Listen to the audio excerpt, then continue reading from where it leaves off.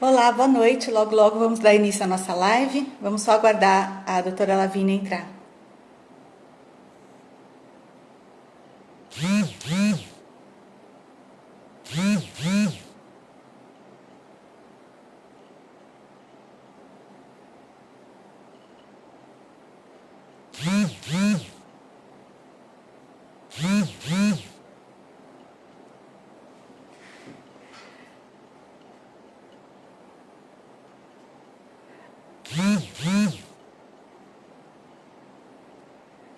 Olá, gente, boa noite. Nós vamos começar a nossa live em breve, que vai tratar de um assunto bastante importante, que é a síndrome do álcool fetal e os transtornos do espectro autista.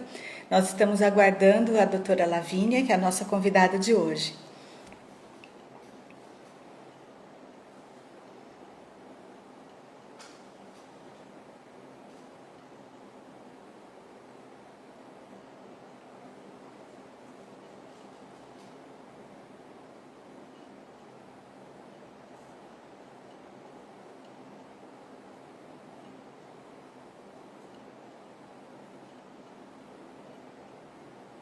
Enquanto nós aguardamos a doutora Lavínia, eu aproveito para comunicar para vocês, para aqueles que ainda não sabem, que na página da Sociedade Brasileira de Genética Médica e Genômica foi publicado um parecer técnico com relação à qualidade dos exames genéticos que podem ser usados como guia para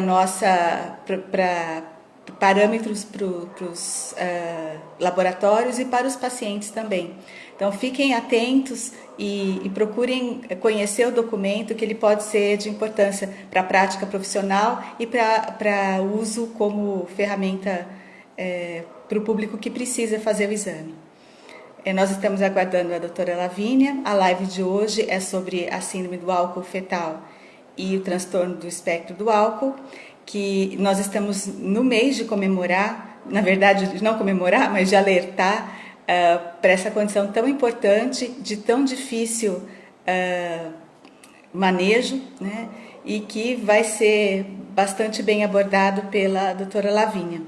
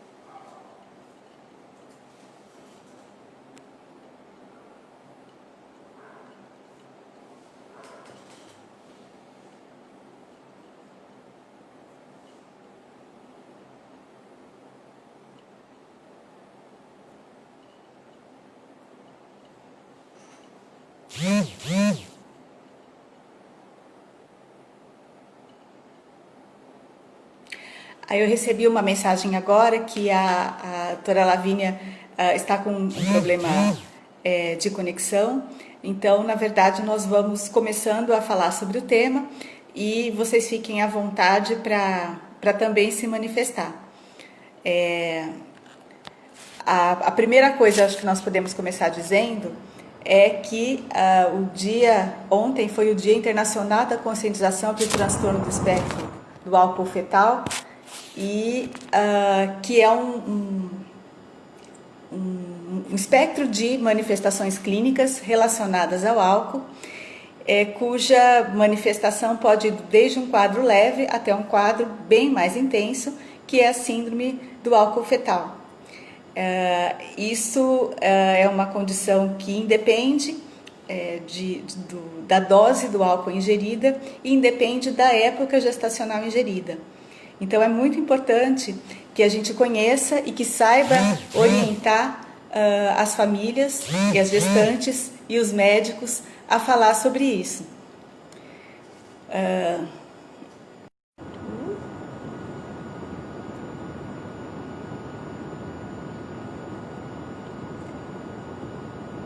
Espero que tenha havido reconexão. Como eu disse, a nossa convidada de hoje, a doutora Lavínia, não poderá participar, nós estamos com um problema técnico, e então, de todo modo, nós vamos falar sobre o tema, porque é um tema importante, e ontem, então, foi o Dia Internacional de Conscientização sobre a Síndrome do Álcool, e estavam começando a dizer que é muito importante nós pensarmos nesse diagnóstico e fazermos esse diagnóstico, porque ele não se limita a apenas uma criança, né? Se novamente, numa próxima gestação, houver o contato com álcool e se esse feto for sensível, essa síndrome pode se manifestar novamente.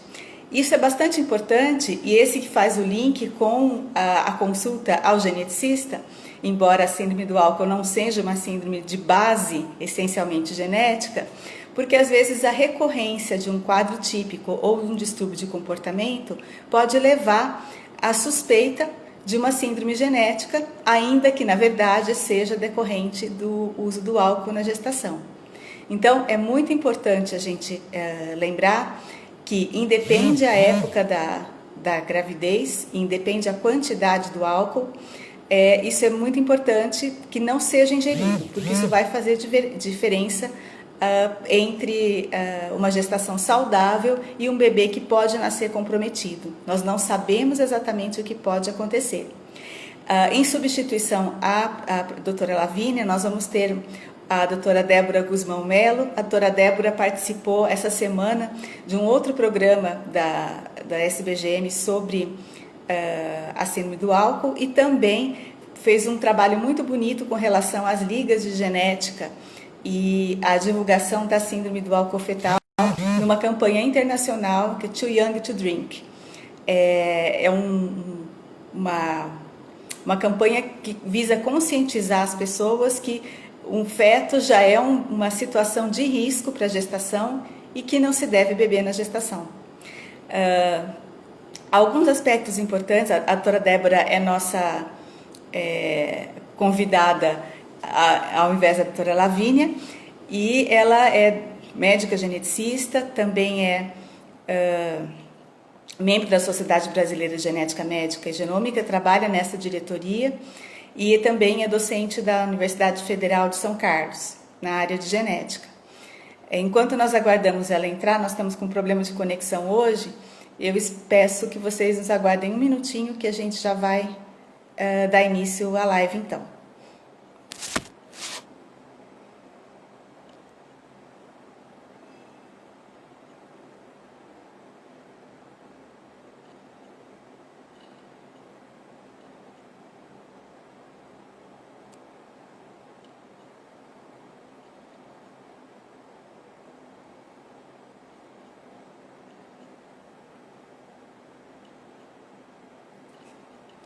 É gostoso ver as pessoas entrando, que tem muitos conhecidos, né?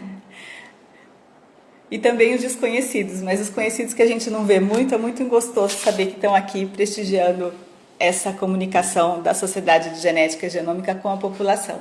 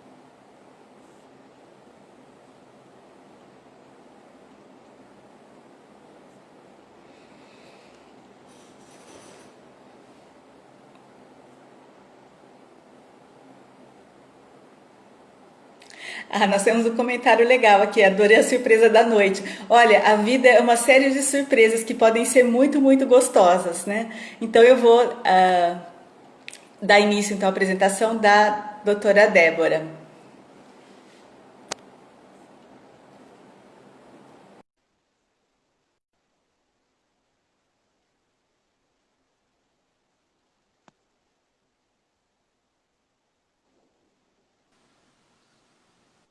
Oi, Débora, boa noite. Vera, boa noite. Obrigada por comparecer assim para nos ajudar. A Eu doutora estava Lavínia. aqui super atenta. Ah, que bom. E esse é um tema que eu sei que você está sempre atenta e essa semana em especial se dedicou bastante a isso, né? Então, para não perdermos tempo, a gente sabe que ontem foi o Dia Internacional da Conscientização sobre os transtornos do álcool, né? E eu acho que vale a pena a gente começar, Débora, explicando o que é o espectro do transtorno do álcool e o que é a síndrome fetal do álcool, para que as pessoas possam entender e poder participar melhor da nossa live. Tomara que a gente não tenha muito problema de transmissão dessa vez, né? Mas é isso mesmo, Vera. O dia 9 de setembro é o Dia Internacional de Prevenção e de discussão, conscientização sobre os transtornos ocasionados pelo uso do álcool na gestação. A escolha desse dia é engraçada, inclusive, porque é o 9º dia do 9º mês do ano, que é uma tentativa de fazer a gente lembrar que a mulher não deve beber durante os 9 meses da gestação. Então, por isso que é o dia 9 de setembro, né? E o álcool, ele é um teratógeno poderoso, né? Teratógeno é um tipo de substância que a mulher entra em contato enquanto ela está grávida e que prejudica o desenvolvimento, a formação do embrião e do feto dentro da barriga da mãe, né? A gente tem muitos teratógenos que são, por exemplo, biológicos, como o vírus Zika, que a mulher pega a doença durante a gravidez e isso vai prejudicar o desenvolvimento do embrião do feto e pode ocasionar microcefalia. O álcool, analogamente, é um teratógeno químico, né? É uma substância química que a mãe, quando entra em contato durante a gravidez, prejudica o desenvolvimento embriofetal e pode ocasionar uma série de desfechos de resultados negativos no desenvolvimento desse embrião, desse feto, né? Você está me ouvindo, Vera? Sim, estão ouvindo, tá tudo certo. Hoje a coisa vai correr tranquila. A conexão vai correr tranquilo. Mas então a gente poderia falar Ah, que quais as bom. Aqui está características. falhando um pouquinho e eu já tenho trauma. E eu já tenho, e eu já tenho Na trauma verdade, a dessas gente não tem lives. trauma. A gente gosta da sua participação, porque você sempre contribui Isso, então. bastante. Caracteriza o.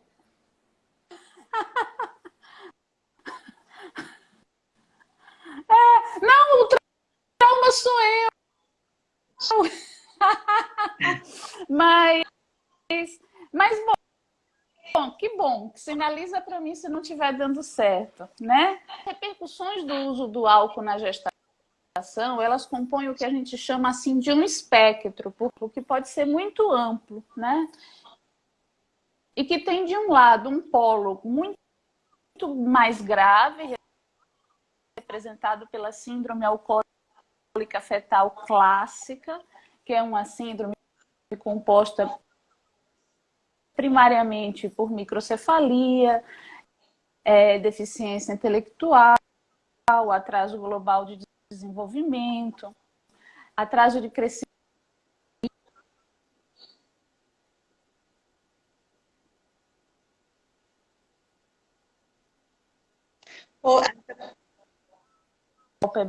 Principalmente aqui nessa região do lábio superior, que a gente pode observar o apagamento do filtro nasolabial, o do filtro nasolabial longa e o lábio superior fino.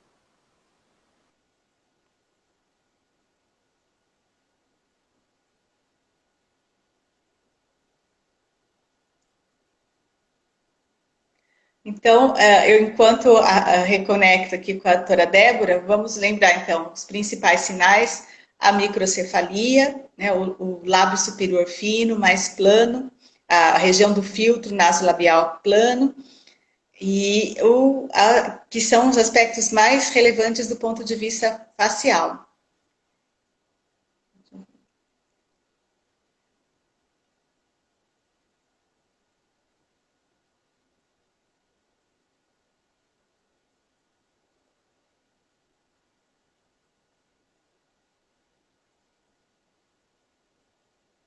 Vamos aguardar a reconexão.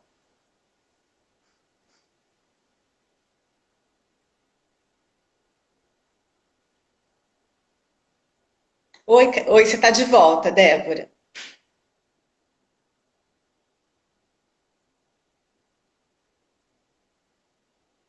Débora, você está nos escutando?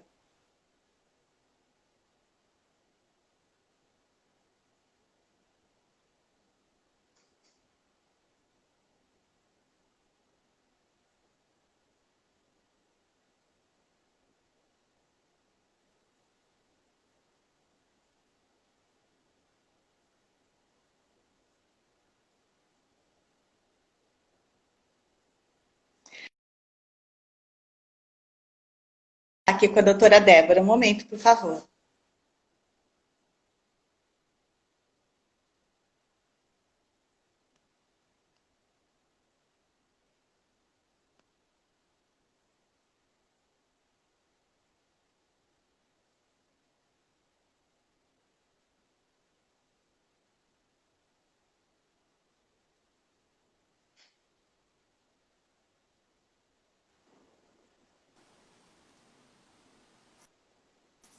Nós Pronto, temos a conexão, né, Vera? nos encontramos novamente. Mas eu estava É. falando,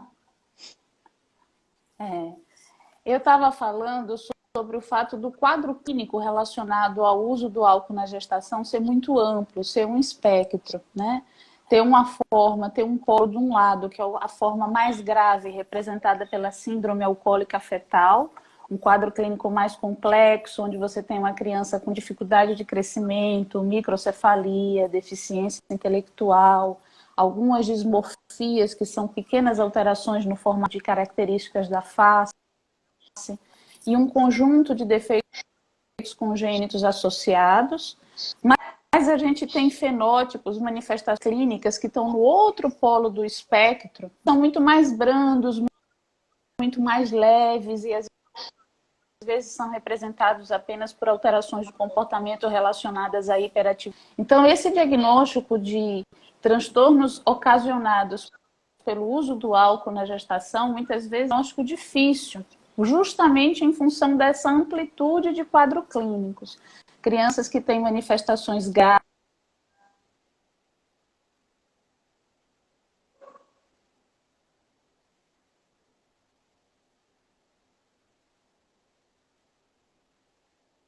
Débora, você me escuta?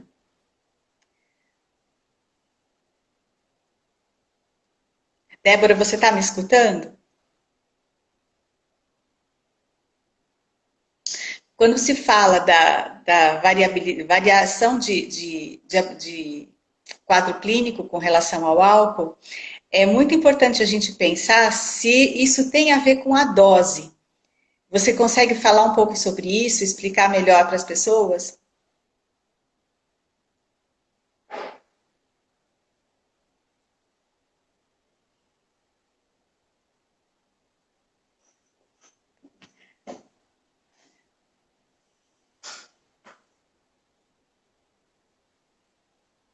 Débora, nós, você está me escutando?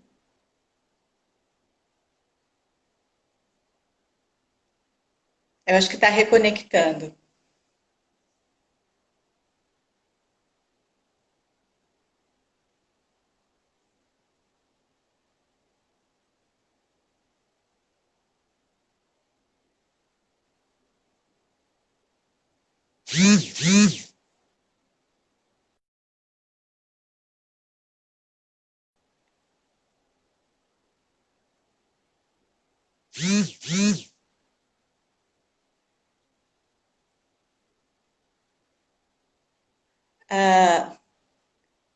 Eu acabo de saber que a doutora Lavínia também quer participar, e ela está aqui, conseguiu se juntar a nós.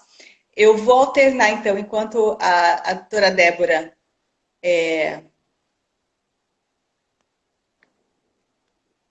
Lavínia, você pode me enviar uma solicitação, por favor?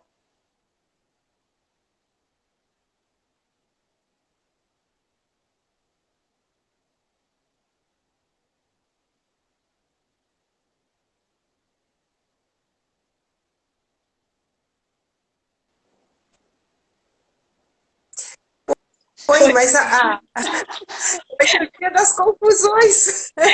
Olha, esse dia Agora, será marcado por ter duas pessoas comprometidas e capazes de nos ajudar. Enquanto a Débora sim, não está desconectada, nós estamos de volta estou aqui com a fazendo a doutora Lavínia. dobradinha, porque a Débora é sensacional, né? Ela organizou coisa, fiquei muito feliz que ela estava participando. Tive um problema aqui em casa. Olha, eu só Live a três, isso mesmo, eu só tive sinto que live. a gente não possa ficar a três, porque a ferramenta não permite, porque ia ser fantástico, né? Mas Que depois a pena, gente, tá. mas não tem problema, a gente continua a nossa live e depois no final a gente pode até pedir para a Débora entrar de novo para dar a palavra final às coisas que ela gostaria de fazer de consideração. Pode ser, Débora? Bom, enquanto ela me responde aqui Tá. no WhatsApp, nós vamos então, faz de conta que começamos agora, né? Começamos agora com a doutora Lavínia, que já foi presidente da Sociedade Genética, é uma pessoa voltada para o estudo de agentes teratogênicos, e eu acho que a gente poderia começar, Lavínia, já um pouco adiantado aqui, para falar como que se descobriu essa síndrome. Isso porque eu assisti a Débora ali, estava ótimo, pena que trancou. Aí eu disse, bom, tô aqui, né?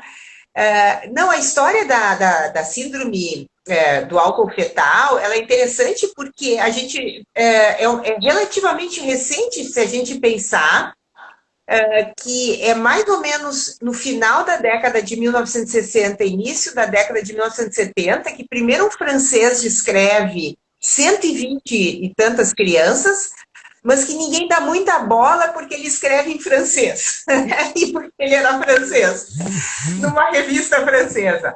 Mas, realmente, quem faz a diferença mesmo depois é o Jones, que até teve num Congresso Brasileiro de Genética em Ribeirão Preto, né? Ele era orientado do David Smith, né? Do Atlas, o Atlas do Jones era do Smith, né? E ele descreve crianças, filhas de mães na época alcoólicas, né? E todas com um fenótipo muito característico. E isso é legal, a coisa do dismorfologista, né? Que olha pequenas alterações, anomalias menores, algumas crianças com cardiopatia também, mas assim, basicamente um fenótipo particular do olho observador. E isso fez com que se demorasse, houve muito tempo de debate se era verdade mesmo que existia uma síndrome fetal do álcool ou não, tá? E a questão da dose inferior segura também era outro debate que vem até hoje, né? Mas é interessante que levou um tempo para que se considerasse que realmente existia uma síndrome fetal do álcool e depois, logo em seguida, a descoberta que não era só a síndrome. Estou fazendo assim por causa da história do iceberg, né? Ou do guarda-chuva. E aquela série de transtornos que a Débora estava falando. Vamos falar um pouco mais da questão do fenótipo comportamental, porque eu acho que hoje em dia, com outras condições comportamentais que também ocorrem com uma certa frequência, é muito importante saber diferenciar ou pensar nessa possibilidade do álcool também. Eu acho isso importante, porque a Temi está aí também, né? Então nós compartilhamos o mesmo hospital, enfim. A gente nota que às vezes até os neuropediatras têm dificuldade em colocar o transtorno, tá? Vamos botar o TEAF, né? O transtorno do espectro do fetal, alcoólico fetal, né? No menu de diagnósticos diferenciais de algumas alterações que seriam parte neurológicas, mas muito comportamentais. E acho que é importante ter muito claro para nós que não é não é só a deficiência intelectual. A deficiência intelectual no TEAF pode ser uma das manifestações. É verdade que o álcool é uma das causas mais importantes de deficiência intelectual, mas não, a deficiência intelectual não é sozinha e nem ela explica o resto do comportamento, tá? Então, é muito chamativo, isso já se mostrou de maneira independente, não é uma questão assim, de como a criança é criada no lar depois, isso tem uma influência também, mas há um efeito direto do álcool no cérebro em desenvolvimento pré-natal e que leva a um comportamento bem complicado, de dificuldades de comunicação, de compreensão, de entendimento de regras, de comportamentos disruptivos e comorbidades. Aqui, uma das comorbidades mais comuns é o TDAH, o transtorno de déficit de atenção e hiperatividade. Então, essa questão, assim, por isso que o dia da conscientização tem que ser importante, porque não só geneticistas, mas os outros profissionais, inclusive professoras de escola, enfim, todos esses têm que estar atentos que este é um problema que existe, que a gente não está diagnosticando ele corretamente. Débora, se eu disser uma besteira, tu me corrige, tá? Já que nós estamos na live, a Teresa, Débora, digita ali. E eu acho que você levantou uma coisa, Lavínia, que eu acho que é bastante importante colocar. Nós precisamos realmente divulgar que essa condição existe e que ela precisa ser falada. Eu havia um pouquinho antes de você e a Débora falarem, eu tinha colocado para as pessoas também que às vezes, quando isso não é diagnosticado, ela pode se repetir na família. E mimetizar uma condição genética, né? Sem, na verdade, ser o fator causal mais importante, né? E uma coisa que é impactante é, ao falar da síndrome do álcool e houve ingestão de álcool na gravidez, isso acaba trazendo um transtorno, gerando uma situação familiar, às vezes, complicada com relação a atitudes maternas, né? Você poderia comentar alguma coisa? Porque falar isso abertamente em escolas e tudo mais, traz também essa situação, né? Claro, então vejam o problema do diagnóstico, super bem colocado, Vera, porque o problema do diagnóstico da síndrome fetal do álcool ou do transtorno é que a mãe bebeu, certo? Então, isso tem uma conotação pesada, né? Então, às vezes, tem a ideia assim, mas isso vai criar um estigma, há um tabu de abordar isso. E quando a gente conversa com associações tem associações de mães e pais de crianças com a síndrome fetal do álcool. E nem todas são mães adotivas. Tem mães biológicas que claramente dizem, eu não fui informada o suficiente, né? E não são pessoas alcoolistas, aí que tá, por isso que a gente reforça a ideia que a gente não sabe qual é a dose inferior segura, tá? Então, aquela ideia da mãe alcoolista que nem tem condições de criar o filho, então essa criança vai para adoção, ela existe, mas não é a única, não é esse o estereótipo que a gente tem que ficar fixo, né? Nós temos que pensar nisso. Vera, tu falaste uma coisa super importante, que é o risco de recorrência. Então, isso está demonstrado por trabalhos que o risco de recorrência de uma síndrome fetal do álcool é de 75 ou mais por cento. Ou seja, é mais frequente do que o homozigoto dominante casado com o heterozigoto, aquele que dá os 75%, né? Porque o que eu quero dizer, assim, nós somos geneticistas e é importante para nós entender isso. Por que a gente não sabe a dose inferior segura? Porque tem mulheres que beberam realmente antes de se descobrir síndrome fetal do álcool, e até hoje tem pessoas que as crianças nascem bem, mas tem outras que não são. Então, isso é aquela variação de metabolismo, de suscetibilidade que a gente conta, né? Mas isso acontece. Quando nasce uma criança já afetada, ali nós temos a individualização de alguém que está com risco, seja porque bebeu e muitas vezes associado a uma suscetibilidade genética. Isso explica que a recorrência, se a mulher, claro, continuar bebendo, é um valor muito mais alto do que a prevalência na população, porque essa já é uma mulher, ou se ela continuar com o mesmo companheiro, né, um par, isso vai se refletir na genética da criança também, suscetível, né? Então, é muito Isso é importante. muito importante, né? É entender que vai além do diagnóstico, vai a falar da prevenção e vai falar e chega para a genética quando, na verdade, deveria ser abordado durante o pré-natal na questão da prevenção. A Débora está aqui participando conosco, falando sobre isso, né? Que existe um tabu muito importante para abordar a questão do álcool no pré-natal, né? E no meu tempo de estudante, já faz um tempinho, mas enfim, era que uma cervejinha não faz mal, né? Esse comentário a gente escuta ainda, né? Mas a cervejinha pode fazer mal, pode não ser para todo mundo, né? Mas ela pode fazer mal, porque a questão que você estava falando é a suscetibilidade, né? A formação, a informação genética daquele embrião relacionada ao metabolismo da mãe, né? Ao que ela herdou também do pai, porque o nenê é um misto dos dois, né? Então, o trio ali pode ser mais suscetível. Né? E ao falar sobre isso no pré-natal, a gente tem a oportunidade de evitar, né? Ou que pare de beber e que minimize os danos, né? Ou que não ingira o álcool, né? E que a partir de uma pessoa que já se sabe que na família é suscetível, ela pode passar a informação para frente também, né? E eu acho que é a coisa mais importante, a gente vê a genética de diversos ângulos, né? Mas o ângulo da prevenção, ele bastante fundamental quando a gente pode transmitir a informação correta, né? E para falar de informação correta, a gente tem que também falar com relação a tratamento, né? O que você poderia falar para nós durante a gravidez e depois da gravidez com relação a tratamento? Bom, isso é importante e no sentido de que é outra razão de a gente fazer o diagnóstico precoce. Então, eu vou começar com pós-natal e depois eu vou para a gravidez também. Que é a nossa vida de geneticistas, porque, na verdade, quem faz o diagnóstico continuamos sendo nós, médicos geneticistas, dismorfologistas, que estamos atentos, né?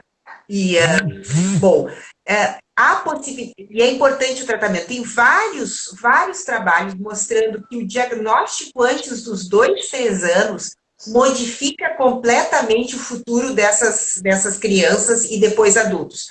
Porque esse problema, esse fenótipo comportamental, ele é presente permanente, tá? Então, são indivíduos que, no futuro, têm problemas com a lei, têm problemas na escola, vai uma bola de neve e muitos deles vão parar em instituições para adolescentes, prisão e cometem crimes, tá? Então, é uma situação muito complicada, mas está demonstrado que uma intervenção precoce, tá? Um tratamento cognitivo-comportamental, mas olha só, que são coisas, algumas muito simples, ter as necessidades básicas atendidas, tá? Algumas coisas do tratamento são parecidas com a de autismo, do transtorno do espectro autismo, que é isso, rotinas, regras, porque as crianças com síndrome fetal do álcool, TEAF, elas vão ter essa dificuldade também de olhar para a Vera e pensar, a Vera está feliz, a Vera está brava, a Vera está triste, tá? Isso acontece também. Então, a ideia de que algumas coisas não podem acontecer, não podem ser feitas, tem que ser através de mensagens claras de treinamento. A família tem que ser atendida também. Não adianta só trabalhar com a criança. A família tem que ser. E outras coisas clínicas, tá? Por exemplo, a visão, ela também é muitas vezes comprometida. A audição. Então, tu ter um diagnóstico precoce, às vezes, e colocar óculos na criança, tá?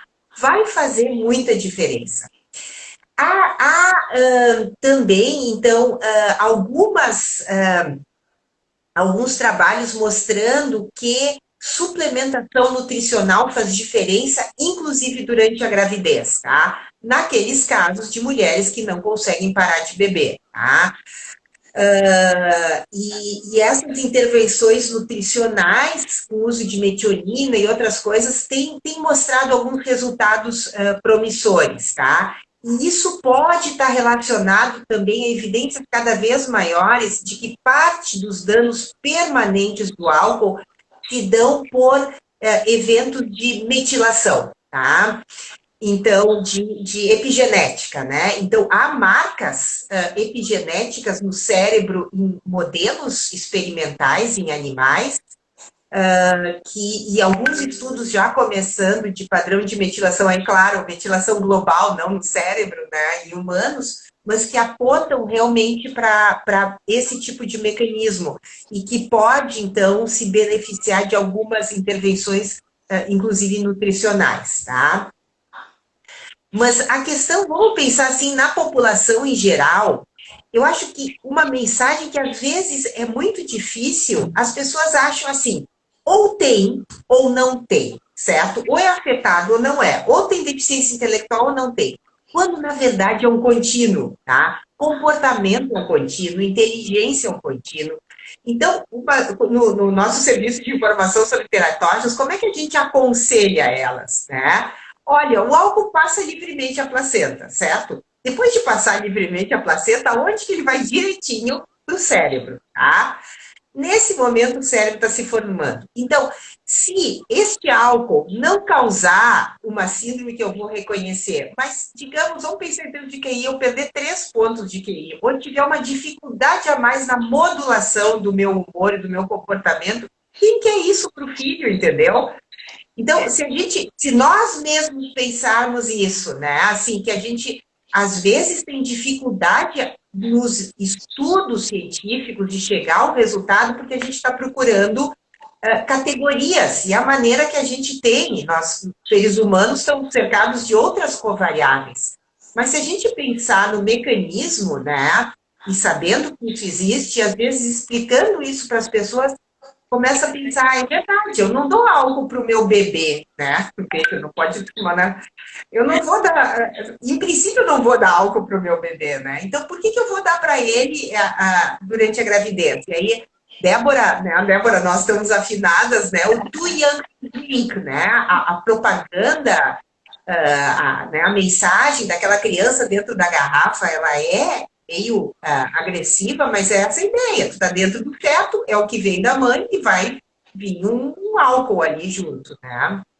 Tem uma coisa assim, nós já passamos por isso, mas eu acho que talvez não tenha ficado tão marcado, e eu acho que é importante, né? Você chegou a falar que é um diagnóstico que o geneticista faz, mas que o neuropediatra, o psiquiatra não coloca no seu rol de possibilidades, né?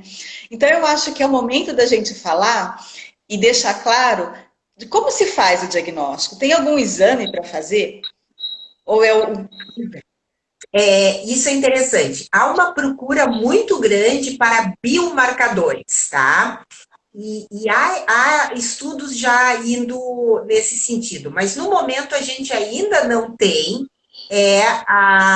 um biomarcador. O que é um biomarcador? Alguma coisa que eu pego, nem que seja no cordão umbilical, ou no bebê ou na mãe, que me mostre, né? Então, como você sabe, o álcool tem metabolismo muito rápido, né? Então, a menos que a mãe tenha bebido, e algumas acontece isso, né? Na hora de ir lá para o hospital, a gente dificilmente pega no bebê. Mas aí tem aquela ideia, e por isso existem as publicações, algoritmos. No início, assim, a gente pensa, bom, o quesito é a mãe ter bebido, mas todo mundo sabe que é muito difícil a gente ter esse dado às vezes, né? Tu pode ter indícios. Então, atualmente, há algoritmos que permitem que a gente consiga chegar numa hipótese diagnóstica muito alta. No caso da síndrome fetal do álcool, a gente consegue fazer um bom exame desmorfológico, tá? E no espectro, às vezes a gente consegue chegar a uma hipótese alta, porque alguns algoritmos de diagnóstico dizem assim, ó, não é tudo ou nada, a mãe bebeu ou não bebeu. Claro, eu tenho certeza que ela bebeu, porque tenho evidências, ou eu tenho certeza, por alguma razão, que ela não bebeu. Mas tem um intermediário ali, que não, mas há coisas que me indicam que que ela possa ter bebido, né? Então, questões sociais, de familiares ou qualquer coisa. Então, às vezes, eu consigo botar um xizinho ali de que não é certo, mas há uma probabilidade. E aí se faz um algoritmo, tá? Mas realmente vai ter momentos, é que nem genética, né? O diagnóstico clínico sem um molecular, às vezes, pode ser, mas pode ser outra coisa, né? Então, o desenvolvimento humano, ele vai por caminhos mais ou menos regulados, e é claro, as dismorfias não são patognomônicas, e nesse caso, às vezes, a gente não tem dismorfias. Mas, muitas vezes, esse fenótipo comportamental pode nos levar a uma hipótese muito importante, no sentido de nos autorizar a fazer uma coisa mais proativa em benefício da criança e no sentido de prevenção, no caso de essa criança estar junto com a sua família biológica, né? Assim, de evitar o novo ou de que ela seja uma criança em risco, tá? E isso é super importante, levantar o diagnóstico, né? Então, se eu levanto o diagnóstico, como qualquer situação, né? Assim, não sei se, acho que a Carol tá aí, né? O pessoal das metabólicas. Se eu tenho uma criança que tem fenilcetonúria e há indícios que a família não está, ou há o risco que essa criança não esteja fazendo o tratamento adequado à dieta, me autoriza que eu vá junto com o serviço social, com as questões éticas, né, mas de tentar chegar mais perto e tentar salvar. Então, é a mesma coisa para a síndrome fetal do álcool, né? A Débora disse um negócio muito importante, isso é verdade, o tabu no pré-natal. E isso também está demonstrado que esse tabu é maior no médico particular do que no sistema de saúde. O sistema de saúde, na medicina de família, essa é uma coisa que tu vai lá, mesmo que talvez não faça tão bem feito, mas aborda, né? E o médico particular, claro, é uma relação que às vezes fica naquela coisa, se eu começo a indagar demais e não faço aquele pacto de que, uma cervejinha, não, doutor, eu tomei, mas agora não, só de vez em quando eu tomo um pouquinho, e tu aceita aquilo, porque se tu não aceitar, tu pode perder a paciente, né? Fazer esse contrato que não é bom, né? De que tu acha, tu não tem certeza, e isso é uma coisa danosa. Claro, há maneiras de abordar isso, né? Tu pode não ir direto, tu pode, que nem dizer, comer pelas bordas. Não, a senhora já sabe, mas veja que interessante, olha só esses trabalhos que tem mostrado, que passa pela placenta, porque com a paciente particular, o de convênio, né? Muitas vezes tu pode fazer uma conversa mais científica, né? E abordar o problema sem que ela se coloque numa defesa, né? Isso é importante, porque às vezes, em qualquer situação, né, a questão de buscar muitas barreiras de defesa impede que você consiga progredir, né? E eu acho que uma outra coisa importante, Lavínia, que talvez a gente tenha passado, que o fato do diagnóstico ser, mesmo com algoritmo, ele pode ser concluído com exames outros normais, né? Se não tem um biomarcador para aquela situação específica do álcool, exames normais que não comprovam outras alterações relacionadas ao desenvolvimento ou a dismorfismos ou a defeitos congênitos maiores, da gente pensar nessa possibilidade e até tentar trazer isso à tona de uma maneira mais sutil, mais evidenciar de algum modo, né? E tem a Carol aqui fez uma colocação, né? Qual a melhor forma de perguntar sobre exposição ao álcool? Todas negam. Há alguma pergunta que pode captar a exposição na rotina? Pior que tem. Quer dizer, o pessoal que estuda isso diz que a melhor maneira é ir lá para trás. Começar perguntando, antes de engravidar, a senhora tomava cerveja, vinho, qual era o seu padrão? Aí tu permite que o assunto venha à mesa e não recebe aquele não. A senhora bebe? Ela vai dizer porque ela sabe que não pode. Não. Então começa isso o pessoal lá que trabalha com isso mesmo. E tem sido interessante. Porque uma pessoa que nunca bebe, que é a fêmea, né? Ela vai dizer, não, eu nunca bebi. E aí, depois da gravidez, o que a senhora costuma tomar durante a noite? Leite, não sei o que mais, e aí vai, uma hora entra uma cerveja, mas assim, agora, dentro desses indicadores, isso que eu quero dizer, mesmo que ela negue depois, se ela tem um padrão de consumo nessa história antes, como é que era? Sabe assim, e fazendo um contrato, pode dar uma ideia de se ela estava num grupo de risco ou não, tá? Claro, tem aquelas situações algoritmos que veem o risco, né? Assim, quantas doses tu leva para ficar mais alegre? Isso pode ser aplicado, né? Tem aquele SCADE, tem outras siglas ali que agora me deu um branquinho, né? Que tu pode dizer assim, vamos pensar assim, antes da senhora engravidar, quantas vezes por semana a senhora tomava cerveja? Mas já vai direto, porque se ela não tomasse, não, mas ela pode dizer, não, era fim de semana. Tá. No dia seguinte, usar algoritmos desses que vão dar um risco ou não, e aí tu diz, bom, e quando que a senhora então começou a modificar esse padrão que está grávida? Ou foi difícil? Sabe, tentar não ir direto, tá? Mas a Carol tem razão, isso é uma dificuldade, tá?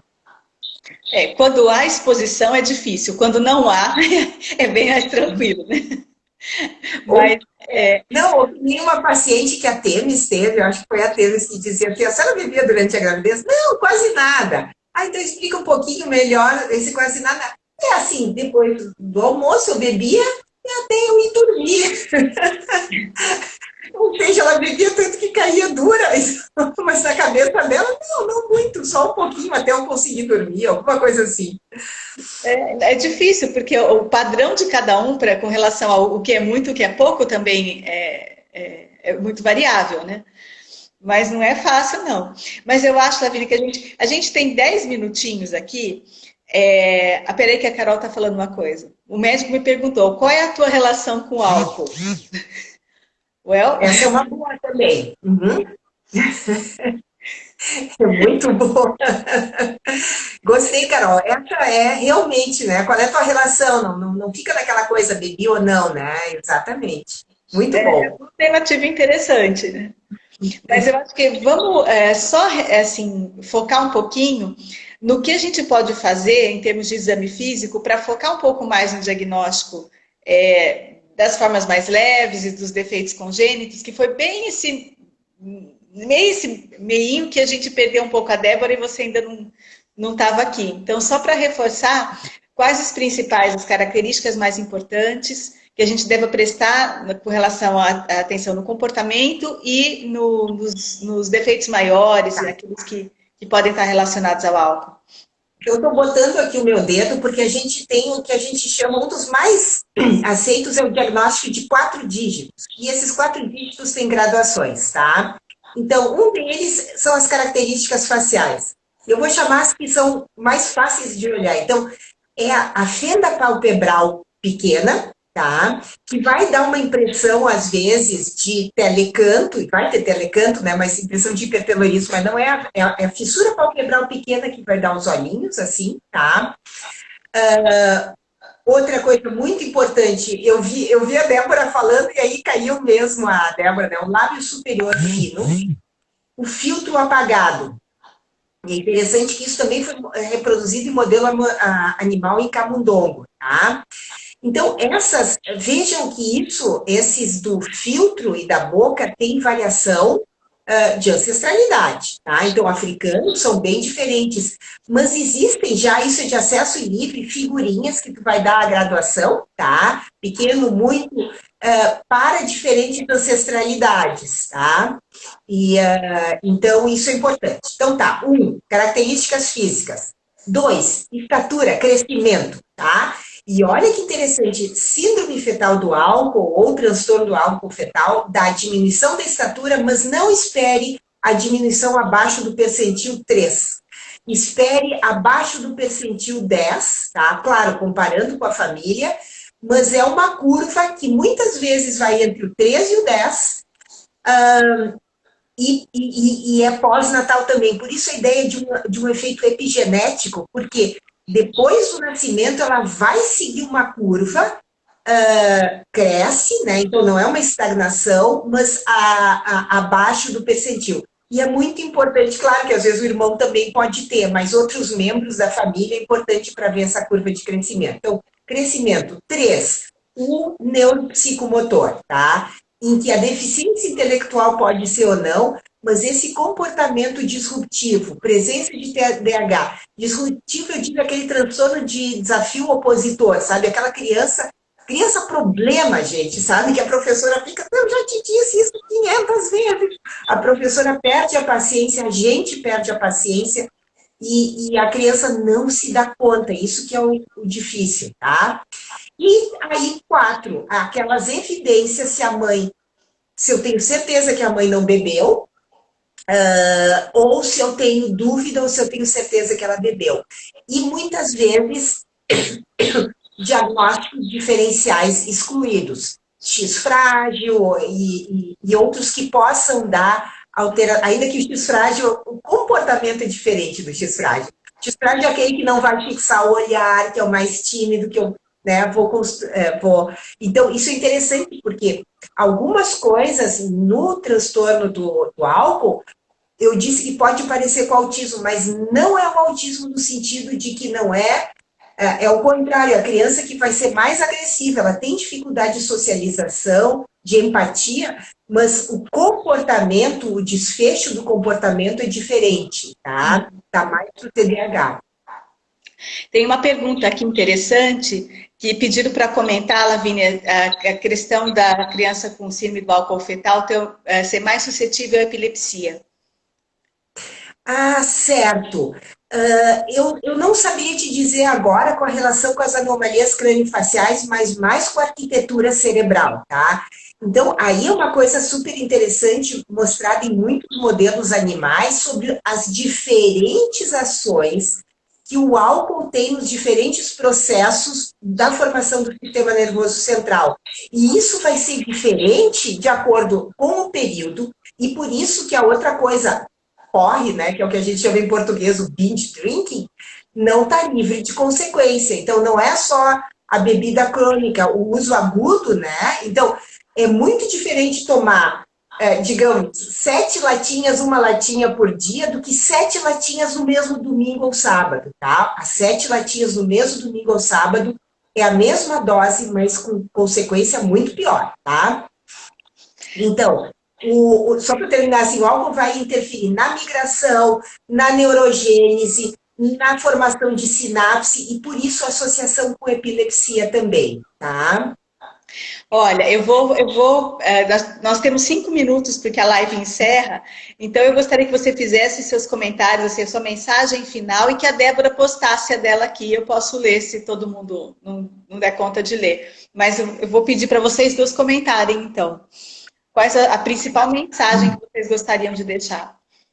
Tá, então a minha última mensagem enquanto a Débora... Débora, desculpa, né, que eu acabei roubando a tua apresentação, mas... Na verdade, a gente foi beneficiada aqui de ter você e a Débora juntas.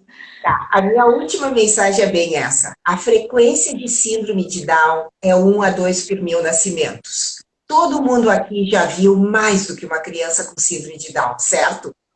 Álcool, síndrome fetal do álcool é mais prevalente, transtorno fetal o transtorno do espectro fetal alcoólico é mais prevalente ainda e a gente não está vendo. Então, não está vendo porque não está enxergando, tá? Então, procure, porque a gente vê Down e não vê aquilo que é mais prevalente, tá? É isso mesmo, porque minha voz está indo embora já também. Débora, você quer falar alguma coisa? Algum comentário escritinho aqui? Ah, a Débora foi categórica aqui, ó. Prevenção, né? Prevenção, ela se dá a partir do momento que a gente fala sobre o tema. Eu acho que esse foi essa semana, né, com relação às coisas que a Débora já fez essa semana para conscientização, essa live também, a gente precisa prestar atenção. A Débora está colocando aqui, não subestime o potencial nocivo do álcool. Ele existe, ele não tem dose certa, o que tem é uma questão individual que pode ser maior ou menor, mas que a gente nunca vai saber. E se a gente nunca vai saber, não é a hora da gravidez que é a hora de testar se vai dar certo ou não, né? Porque depois as consequências são mais complicadas, né? A gestante realmente precisa de apoio da família, né? Eu diria até que a gestante, ela faz parte de um casal, e o casal deve estar junto na prevenção, né? Então talvez seja o momento de dizer que durante a gravidez nós não bebemos, né? E talvez seja um caminho a seguir, né? Se todo mundo falar quando minha mulher estiver grávida, nós estaremos esperando um bebê e nós não iremos beber, né? Porque o álcool é a minha maneira de ajudar na gestação do meu filho, né? É a maneira dos dois ajudar. Quer fazer alguma outra colocação a mais, Lavínia, Débora? Na verdade, eu fiquei muito feliz de ter vocês duas. Lavínia, agora que eu notei que a gente está parecidinha aqui, ó, de listinha. A gente combinou. A gente não combinou, mas adorei ter vocês duas aqui conosco. Esse é um tema que realmente a gente espera que todo mundo que está aqui multiplique, né? Que seja uma live que possa ser vista por muitas pessoas, independente daqui do ao vivo, né? Porque é um tema muito importante e que a gente vai estar sempre disposto a tratar, né, dentro da sociedade de genética, e que também quer compartilhar com as outras sociedades, com os outros profissionais de saúde, porque quanto mais a gente falar, menor o risco das coisas acontecerem, ou maior as chances das coisas não acontecerem, né? Vamos pensar dessa maneira. Então, agradeço muito a sua participação, Lavínia, agradeço, Débora, você é nossa companheira sempre, e certamente a sua colaboração foi bastante importante aqui. Desejo boa noite a todos, e a semana que vem, a live é com a Joana Prota, nós vamos falar do síndrome do X frágil, né, que é um tema bastante importante também pela questão da prevalência também dentre os defeitos congênitos e a deficiência intelectual. Então, boa noite a todos, muito obrigada pela participação. E meninas, vocês são sempre bem-vindas. Um abraço a todos e boa noite. Álcool do gel. Até mais, moçada. Tchau.